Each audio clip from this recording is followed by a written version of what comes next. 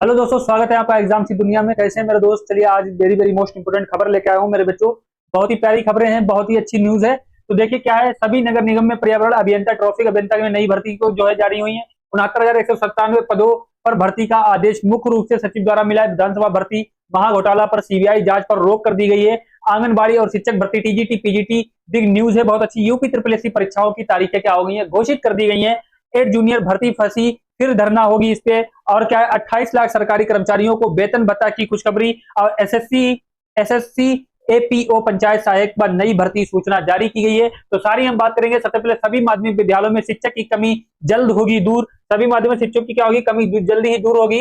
सरकार ने राजकीय और अनुदानित एड माध्यमिक विद्यालयों में शिक्षकों की कमी को दूर करने के लिए पदोन्नति की प्रक्रिया पूरी करने के लिए महत्वपूर्ण कदम उठाया है। अब इसकी क्या होगी मेरे प्यारे बच्चे की, इसमें क्या होगा कि डीआईएसओ की दी गई है जिन निर्देशक माध्यमिक और अपर निर्देशक माध्यमिक से कहा गया है कि सभी जिलों में वर्ष 2025-26 की पदोन्नति समय को पूरी हो जाए। इसके बाद पदोन्नति की संकलित रिपोर्ट 31 दिसंबर तक शासन को भेजी जानी है। अब उसके बाद 16 नवंबर तक अंतिम रूप से देखकर जारी करने की 10 दिन के बाद पदोन्नति के लिए अध्ययन लोक सेवा आयोग को भेजने का निर्देश दिया गया है। ये सारी इस पर बात कर ली है मेरे प्यारे। सभी माध्यमिक विद्यालयों में शिक्षक की कमी जल्दी क्या होगी, पूरी करा दी जाएगी। आगे न्यूज बात करते हैं, क्या है आगे का समाचार, क्या न्यूज है मेरे प्यारे बच्चे, सुनिए। सबसे पहले, जूनियर एड शिक्षक भर्ती पर मौन से अभ्यर्थी असंतुष्ट है, मतलब असंतुष्ट हैं। और क्या होगा, करेंगे इस पर आंदोलन।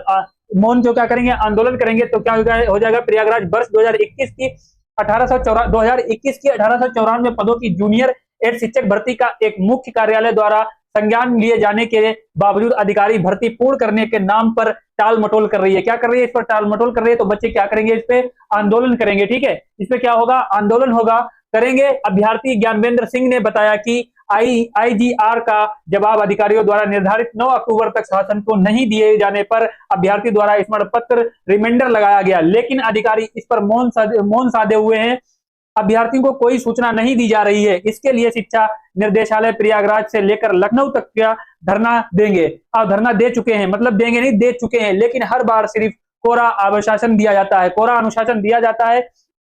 ऐसे में अभ्यर्थियों ने यदि जल्द काउंसलिंग कार्यक्रम जारी नहीं किए गए जाने पर अब आर पार की लड़ाई की योजना तैयार कर रही है, धरना प्रदर्शन होगा। आगे बात करेंगे मेरे प्यारे बच्चे, इसमें क्या होगा, यूपी विधान परिषद भर्ती सीबीआई जांच के आदेश पर निरस्त किया गया है। सीबीआई की जांच को क्या कर दिया गया, निरस्त कर दिया गया है। सुप्रीम कोर्ट ने कहा है जहां असाधारण उपायों को केवल दुर्बल परिस्थितियों में ही उचित हुआ है। क्या हुआ, केवल दुर्बल परिस्थितियों में क्या उचित हुआ। इलाहाबाद हाईकोर्ट ने 2 याचिकाओं पर सुनाया था फैसला।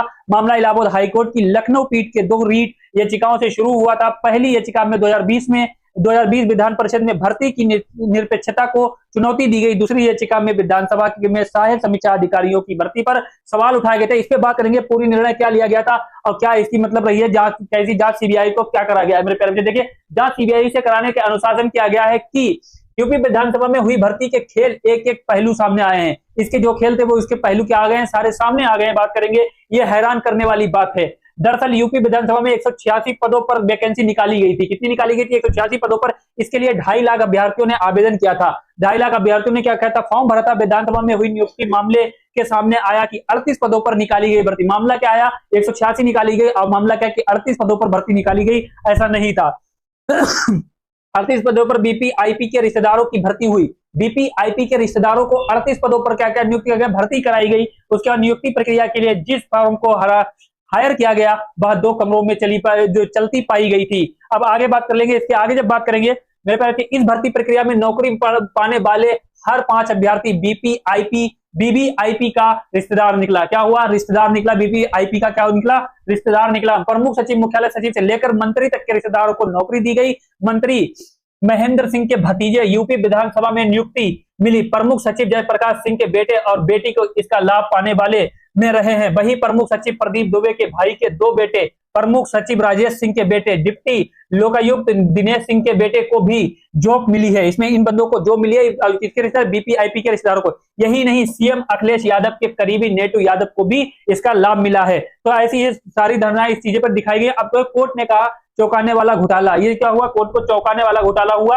अब देख लेंगे, इस पे बात कर लेंगे क्या हुआ। उत्तर प्रदेश में 180 रिक्तियों को लेकर चली नौकरी की प्रक्रिया को सागर में एक छोटी सी बूंद, इतनी सी, ऐसे समझो कि सागर 180 पोस्टें, ऐसे समझो कि सागर में एक छोटी सी बूंद।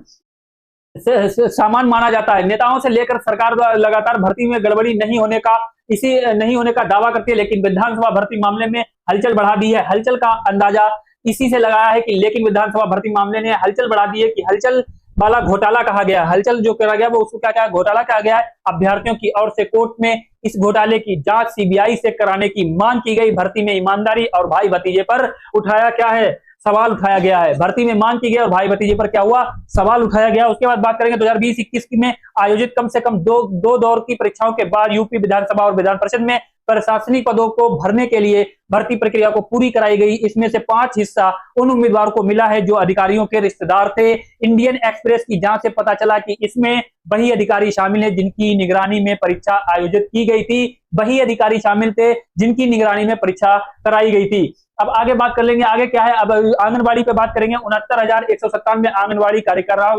कार्यकर्ताओं सहायिकाओं की जल्द होगी भर्ती। मुख्य सचिव ने विभाग की समीक्षा में दिए निर्देश। अब क्या हुआ, इन्हें क्या दिए निर्देश दिए हैं। अब क्या होगी, बाल विकास सेवा पुष्टाहार विभाग में आंगनबाड़ी कार्यकर्ताओं और सहायिकाओं की 69,197 पदों पर जल्द भर्ती शुरू होगी। इनमें से आंगनबाड़ी कार्यकर्ताओं की कितनी होगी, 69,052। सहायिका के लिए 61,254 पद शामिल है। मुख्य सचिव ने बृहस्पतिवार को विभाग की समीक्षा करते हुए अधिकारियों को भर्ती की समय सारणी तय करने का कार्यवाही मिलती है। ठीक है, ये सारी इनकी हो जाएंगी। पोषण की सारी बात कर लेंगे। उसके बाद हम बात करेंगे 1130 पोस्ट क्या है। 1130 प्रतियोगी एसएससी के दीवार अलग अलग नियमित के आरोप में की गई कार्रवाई। मतलब एसएससी के अलग अलग नियमित में क्या करेगी, कार्रवाई की गई। 46 अभ्यर्थी ऐसे जो आयोग की एक ही भर्ती में परीक्षा 2 से अधिक बार देते हुए नजर आए। मतलब 46 अभ्यर्थी उसमें क्या थे सारे। अब 1130 प्रतियोगी दीवार के दिए गए हैं। चौंकाने वाली ये 46 अभ्यर्थी ऐसे थे जिन्होंने आयोग के एक ही भर्ती परीक्षा 2 बार अधिक दी। आयोग की भर्ती परीक्षा में अलग अलग स्तर पर गड़बड़ी की गई है। अब इसमें कौन ऐसे कितने बंदे थे, देखो गलत दस्तावेज, एक ही भर्ती में 2 या 2 से अधिक शामिल हुए थे 46 बंदे। दूसरों की जगह परीक्षा देते हुए पकड़े गए 994। मतलब दूसरों के बच्चे एग्जाम किसी का बैठा कोई और है, 994 थे। फर्जी दस्तावेज लेकर आवेदन हुए थे 44 लोग। तो टोटल कितने थे, 1130 लोग थे। इनको अलग कर दिया गया। आगे बात करेंगे। अब आगे बात करेंगे कर्मचारियों का महंगाई भत्ता 3% बढ़ गया है। ये योगी आदित्यनाथ जी ने क्या करा है, इनको बढ़ा दिया गया है कि मुख्यमंत्री योगी आदित्यनाथ के प्रकाशन पर दिवाली के अवसर पर प्रदेश में 28 लाख कर्मचारियों को पेंशनरों के महंगाई का भत्ता दिए और महंगाई राहत डीआर की दर में वृद्धि का क्या कर दिया गया, उपहार कर दिया गया है। 28 लाख कर्मचारियों को क्या कर दिया, ये उपहार दे दिया गया, भत्ता बढ़ा दिया गया है। आगे बात कर लेंगे। अब आगे बात करेंगे एपीओ भर्ती दिव्यांग कैटेगरी के वर्गीकरण पर जवाब मांगा है। मतलब जो दिव्यांग कैटेगरी के भर्तियों पर क्या मांगा है, मतलब इन्होंने जवाब मांगा है। आगे बात करेंगे। उसके बाद असिस्टेंट प्रोफेसर में 574 भर्तियां हैं। कितनी है, 574 भर्तियां। आगे बात कर लेंगे। राजस्थान के लोकसभा आयोग के अजमेर के असिस्टेंट प्रोफेसर में 574 पदों पर भर्तियों के लिए आवेदन मांगे हैं। क्या मांगे गए हैं, आवेदन मांगे गए हैं। हिंदी, अंग्रेजी, संस्कृत, उर्दू, फारसी, वनस्पति विज्ञान, रसायन विज्ञान, साहित्य समेत 30 विषयों में के लिए ये मांग की गई है। इतनी जानकारी। अब इसका क्या हो जाएगा मेरे प्यारे बच्चे, इसका नोटिफिकेशन वगैरह दे दिया जाएगा। और 1 जनवरी 2025 के आधार, मतलब 21 साल की 21 से जो है कम और 40 से ज्यादा एज नहीं होना चाहिए। 1 जनवरी 2026 के आधार पर मानकर इसकी चयन प्रक्रिया करी जाएगी। चलिए आगे बात करते हैं। आगे फटाफट बात करें। टीएटी मुद्दों पर आंदोलन 25 अक्टूबर तक जारी रहेगा। टीएटी मुद्दे पर आंदोलन क्या रहेगा मेरे प्यारे बच्चे, 25 अक्टूबर तक जारी रहेगा, क्योंकि 25 अक्टूबर तक को आंदोलन की घोषणा की जाएगी। पहले आंदोलन 22 सितंबर से 15 अक्टूबर तक था। पांडे ने बताया है कि टीईटी संबंधित वर्तमान प्रकार प्रदेश के नहीं बल्कि पूरे देश के शिक्षकों की समस्या है। उमर बीटीसी संघ के प्रदेश अध्यक्ष अनिल यादव ने बयान जो है जारी कर कहा है कि यूपी से करीब 1,86,000 तथा देश भर से कुल 10 लाख शिक्षक टीएटी मामले में प्रभावित हो रहे हैं। इनकी नौकरी जाने का डर, इसीलिए क्या होगा, 25 अक्टूबर तक रहेगा जारी आंदोलन। क्या रहेगा, 25 अक्टूबर तक इस मुद्दे पे आंदोलन जारी रहेगा। उसके बाद हम बात करेंगे नेकियों में पर्यावरण ट्रैफिक अभियंताओं की भी होगी भर्ती। अब इसमें क्या होगा, राज्य सरकार शहरी यातायात को बेहतर बनाने के साथ साथ पर्यावरण संरक्षण के लिए नेकियों में ट्रैफिक व पर्यावरण अभियंताओं को जो है रखा जा रही है। सफाई व्यवस्था के बेहतर बनाने के लिए सारी चीजें होंगी। तो मेरे प्यारे दोस्त, ये सारी खबरें थी मोस्ट इंपोर्टेंट। उसके बाद बात करें लोहिया संस्थान में नर्सिंग भर्ती परीक्षा का परिणाम हुआ जारी। डॉक्टर राम मनोहर लोहिया आयुर्विज्ञान संस्थान नर्सिंग भर्ती परीक्षा के स्कोर सीट जारी कर दी गई है। संस्थान में 665 पदों के लिए 11 अक्टूबर को ऑनलाइन टेस्ट हुआ था। संस्थान की वेबसाइट पर परीक्षा के अंक अपलोड कर दिए गए हैं और जो है बहुत ज्यादा 80 से ज्यादा मतलब बच्चों ने बच्चे जो है 80 नंबर से ज्यादा सफल हुए। 100 नंबर का ये पेपर था, 80% बच्चे जो थे ज्यादा से ज्यादा नंबर लाए और रिजल्ट जारी हुआ। अब इसमें श्रेणी की कट ऑफ क्या है, 69.5%। ईडब्ल्यूएस वालों की कितनी, 51 है, ओबीसी की 62 है, एसएससी की 48.5 है, एसटी की कितनी है, 40 है। तो 100 नंबर का था। मुख्य परीक्षा में काफी परीक्षार्थी 80 से ज्यादा नंबर लाने में सफल रहे हैं। ठीक है, बात करेंगे कर्मचारी 3 भर्तियों की लिखित परीक्षाओं के कार्यक्रम क्या कर दिए गए, जारी कर दिए गए हैं।